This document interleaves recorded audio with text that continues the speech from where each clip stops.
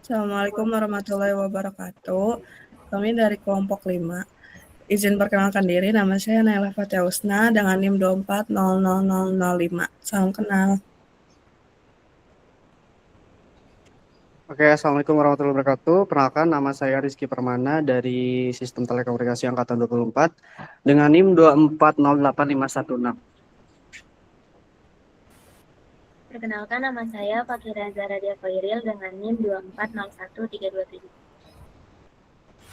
Perkenalkan, nama saya Nathaniela Zaskia Dewi Aryada dengan NIM 2400278. Perkenalkan, nama saya Azilia Syamsa Azizah dengan NIM 2404864. Perkenalkan, nama saya Amiruddin Najaki dengan NIM 2408993. Perkenalkan, nama saya Laila Mahmura dengan NIM 2407359. Halo teman-teman, perkenalkan nama saya Yoga Ramadan dengan NIM 2405587. Perkenalkan, nama saya Muhammad Rehan Ramadan dengan NIM 2408349. Di sini kita akan menjelaskan atau memaparkan materi organisasi standar telekomunikasi. Dan yang pertama ada International Telecommunication Union atau ITU.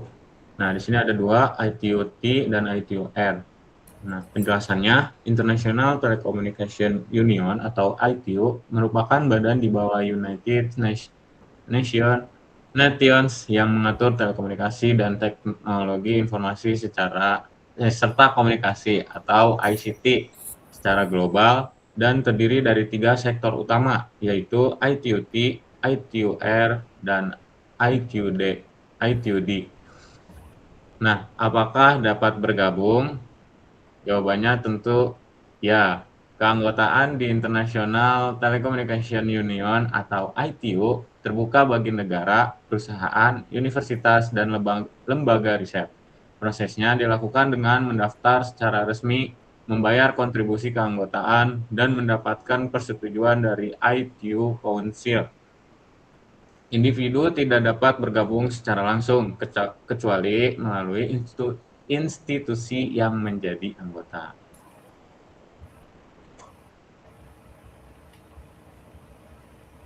Selanjutnya ada ITU-T atau Telecommunication Standardization Sector, yaitu organisasi yang bertugas menyusun standar telekomunikasi global.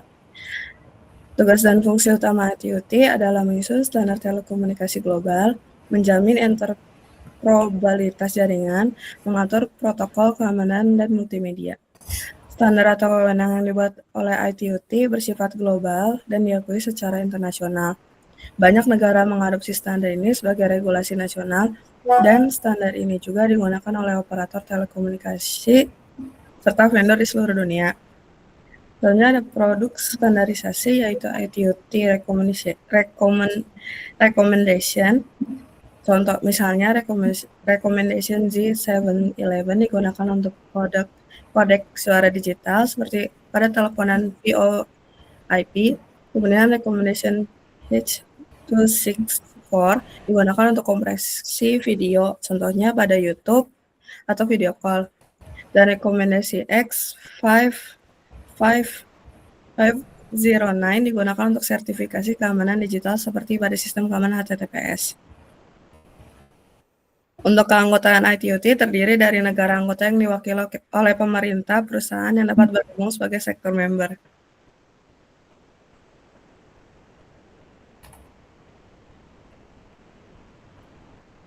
Oke, selanjutnya saya akan menjelaskan beberapa peran dan mekanisme kerja ITUR dalam pengelolaan spektrum serta bagaimana pihak industri atau akademik berpartisipasi.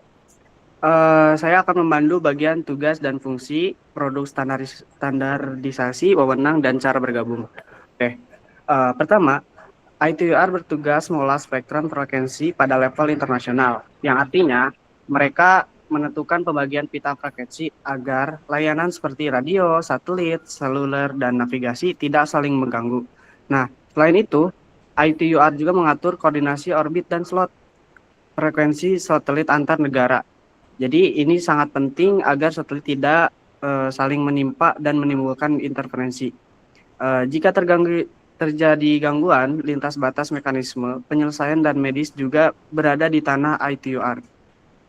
Nah, untuk kedua, ada produk standarisasi poin inti dan kedua itu ITUR menghasilkan produk standarisasi berupa radio regulation, dan rekomendasi teknis. Salah satu contoh yang sering disebut adalah IMT 2020, yaitu rangka kerja untuk layanan 5G,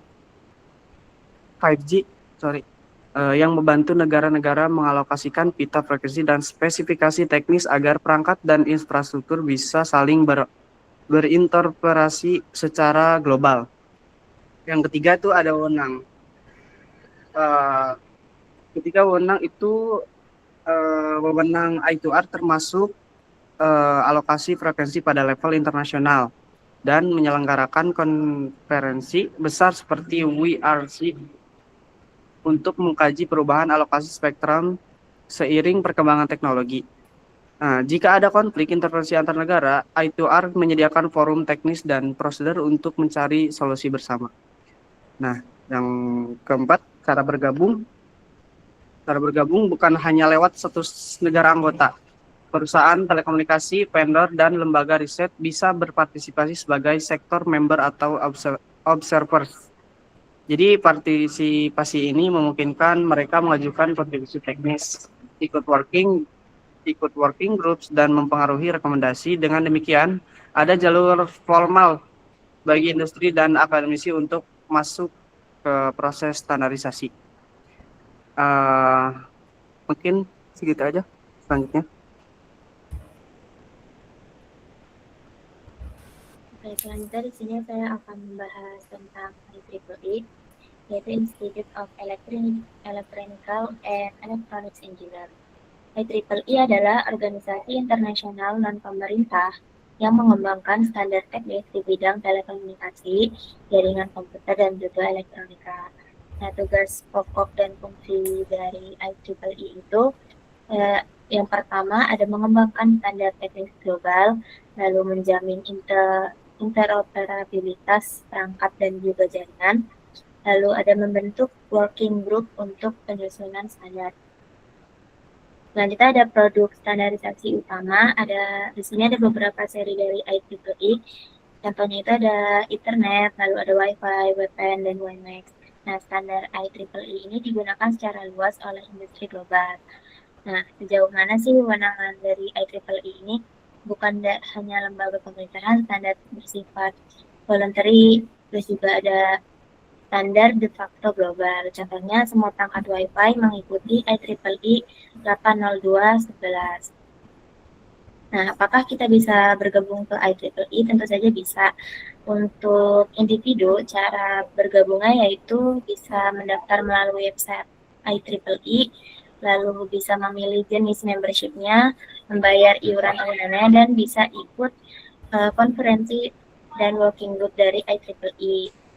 Selanjutnya ada cara mendaftar dari organisasi atau perusahaan. Yang pertama itu mendaftar sebagai corporate member, lalu juga bisa berpartisipasi dalam pengembangan standar.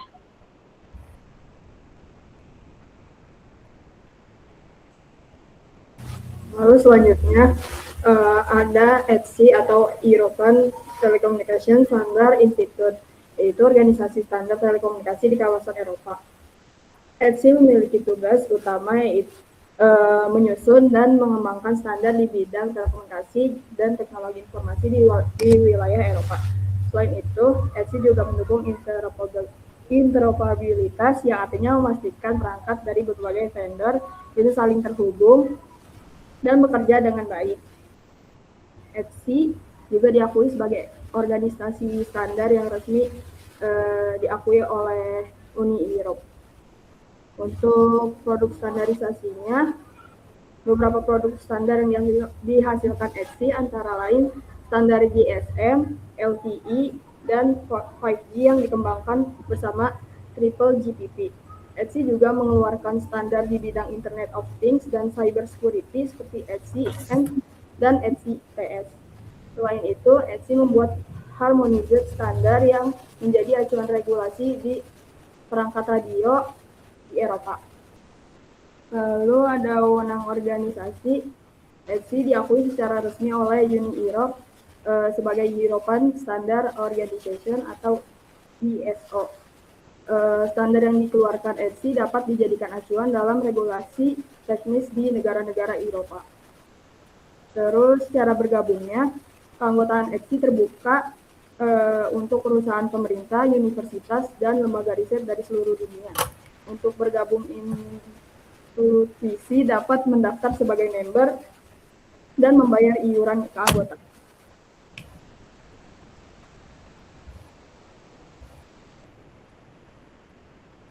Selanjutnya ada organisasi Third Generation Partnership atau 3GPP. Yang pertama, organisasi ini merupakan organisasi yang bekerja sama secara internasional yang tugasnya tuh menyusun standar teknis sistem komunikasi seluler global. Contohnya seperti jaringan 3G atau UMTS, 4G atau LTE dan 5G. Nah, untuk tugas pokok dan fungsinya, yang pertama 3GPP ini bertugas atau memiliki fungsi mengembangkan spesifikasi teknis untuk sistem komunikasi seluler global dan juga menstandarisasi teknologi seperti 3G, 4G, LTE, dan 5G. Kemudian produk standarisasinya itu yang pertama ada spesifikasi teknis UMTS yaitu jaringan 3G, kemudian LTE atau 4G, 5G NR atau New Radio, dan saat ini sudah ada pengembangan untuk jaringan 6G ya. Dan yang terakhir ada dokumen rilis. Dan untuk wewenang organisasinya, 3GPP ini bukan badan independen ya, tapi dia tuh bersifat kemitraan antar organisasi. Standar yang termasuk ETSI. Dan juga spesifikasinya ini diadopsi secara global oleh operator dan vendor telekomunikasi. Nah, kalau ditanya kita tuh bisa nggak sih bergabung ke anggota ini gitu? Jawabannya bisa, tapi tidak secara individu ya. Kalau misalkan kita sebagai mahasiswa, kita tuh tidak bisa langsung mendaftar ke organisasi ini. Jadi kita tuh harus menjadi anggota salah satu organisasi, menjadi anggota yang terlibat gitu ya, atau organizational partnership. Misalkan kita terlibat dalam bidang riset dalam telekomunikasi, itu kita bisa bergabung.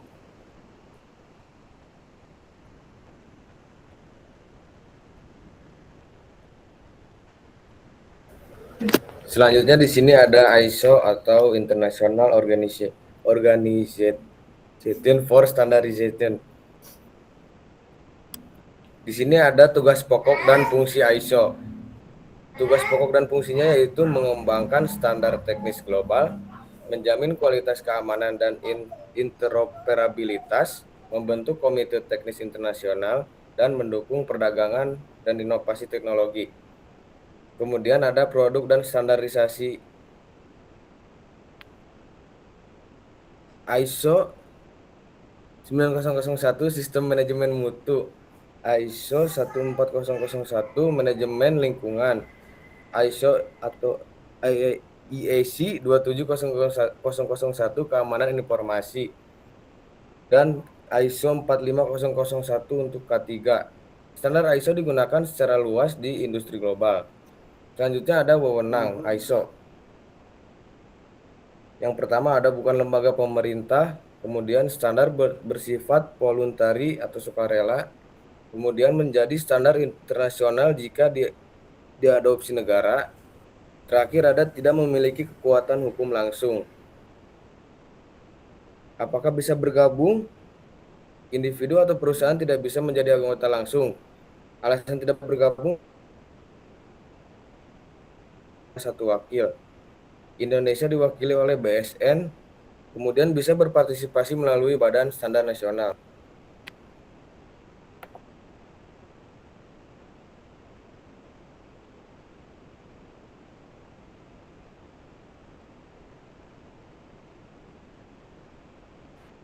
Oke, selanjutnya ada NC atau American National Standards Institute. NC ini berperan sebagai pengoordinasi dan pengakreditasi organisasi yang membuat standar. Jadi mereka memastikan proses penyusunan standar dilakukan secara konsensus, terbuka, dan transparan.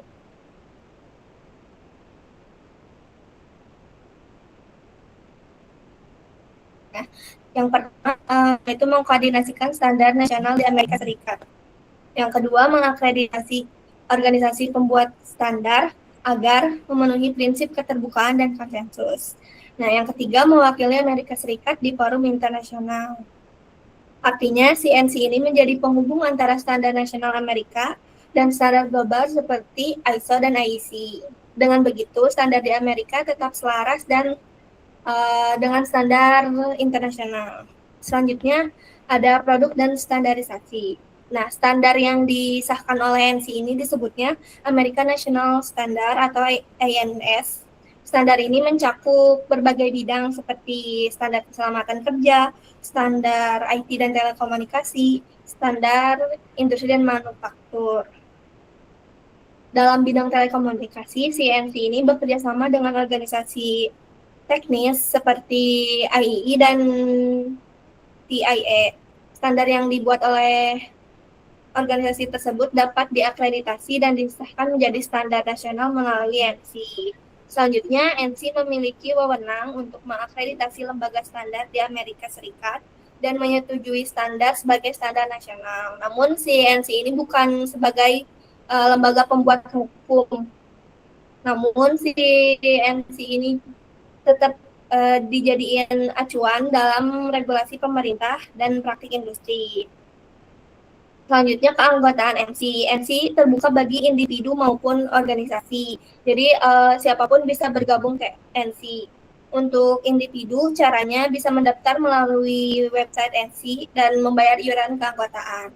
Untuk organisasi atau perusahaan, bisa mendaftar menjadi corporate member dan ikut berpartisipasi dalam proses pengembangan standar.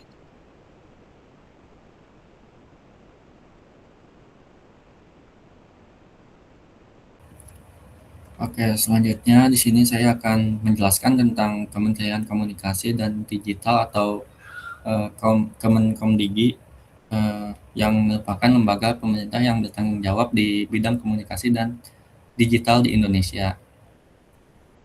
Nah, di sini yang pertama itu ada tugas dan fungsi pokoknya.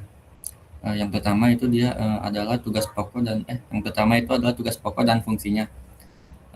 Kemenkomdigi itu bertugas merumuskan dan melaksanakan kebijakan di bidang komunikasi dan informatika di Indonesia.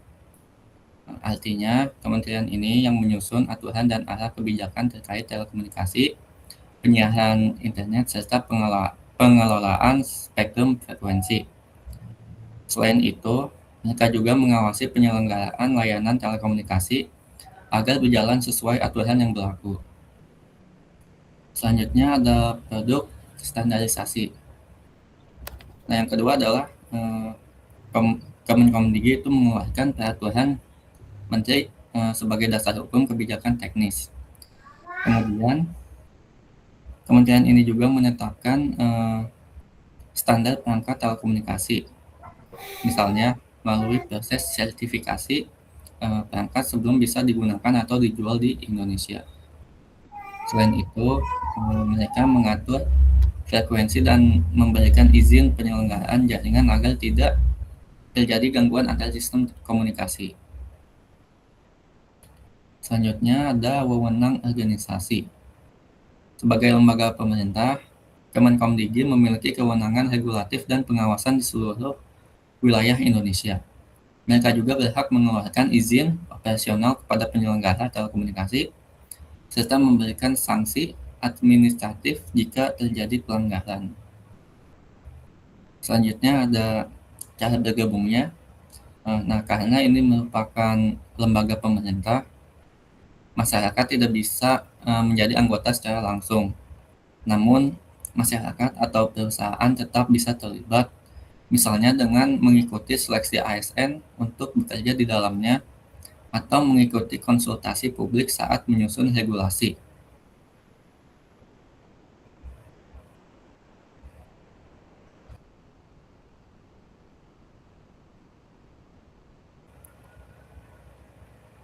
Sebagai penutup, dapat kita simpulkan bahwa organisasi standar telekomunikasi memiliki peran yang sangat penting dalam memastikan keseragaman, interoperabilitas, dan kualitas sistem komunikasi di seluruh dunia. Setiap organisasi memiliki fungsi dan cakupan yang berbeda, namun semuanya bertujuan untuk menciptakan standar yang dapat digunakan secara luas dan mendukung perkembangan teknologi yang berkelanjutan. Demikian presentasi dari kelompok kami. Terima kasih atas perhatian yang diberikan. Mohon maaf apabila ada kesalahan dan tutur kata serta perbuatan. Wassalamualaikum warahmatullahi wabarakatuh.